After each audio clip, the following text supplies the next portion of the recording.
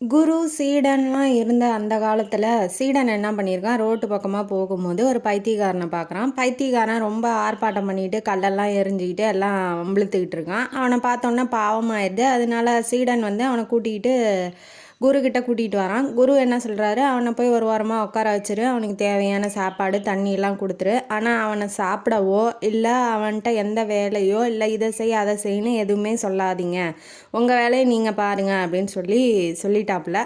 உடனே இவனும் என்ன பண்ணுறான், சீடனும் சாப்பாடு தண்ணி எல்லாத்தையும் எடுத்துகிட்டு போய் அவன்கிட்ட வச்சிட்றான். சாப்பிடுன்னு கூட சொல்லலை, தேவையான வேலைக்கு என்ன சாப்பாடு வேணுமோ அதெல்லாம் கொண்டு போய் வச்சிட்றாங்க. அவனும் என்ன பண்ணுறான், தட்டை தூக்கி அடிக்கிறான், டம்ளரை தூக்கி அடிக்கிறான், ஆர்ப்பாட்டம் பண்ணுறான். அந்த குருகுல சாலையவே ஆர்ப்பாட்டம் பண்ணுறான். ஆனால் யாரும் எதுவுமே கண்டுக்கல. அதான் கண்டுக்க வேணான்னு சொல்லிட்டாரு இல்லையா குரு, அதனால் யாருமே எதுவுமே கண்டுக்கல.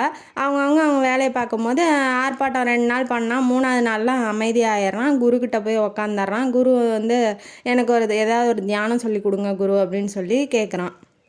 இந்த கதையிலேருந்து நமக்கு என்ன தெரியுது, யாராவது ஏதாவது நம்ம கோவத்தை தூண்டுற மாதிரி ஏதாவது செஞ்சாலோ இல்லை நம்ம வாயிலேருந்து ஏதாவது வார்த்தை வரும் அதை வச்சு வம்பிழுக்கலாம் அப்படின்னு சொல்லி நினச்சாலோ நீங்கள் எந்த விதமான செயலும் செய்யாதீங்க. ஏன்னா நீங்கள் அவங்க கோவப்படும் போது நீங்களும் கோவப்பட்டு ஏதாவது பேசும்போது அவங்க கோவத்துக்கு நீங்கள் தீனி போடுற மாதிரி ஆயிரும். நீங்கள் அமைதியாயிட்டிங்கன்னா அந்த கோவத்தை நீங்கள் பட்னி போட்ட மாதிரி ஆயிரும். யார் எது சொன்னாலும் அமைதியாக ரிலாக்ஸாக போயிருங்க. ஏன்னா அவங்க கோபத்தை தூண்டி விடுற மாதிரி பேசுவாங்க. ஆனால் நம்ம வந்து அந்த கோபத்துக்கு உள்ளாகி பேசும்போது நம்ம மனசும் கஷ்டப்படும் இல்லையா. யாராவது ஏதாவது ப்ரொவோக் பண்ணால் அதை அப்படியே அவாய்ட் பண்ணிடுங்க.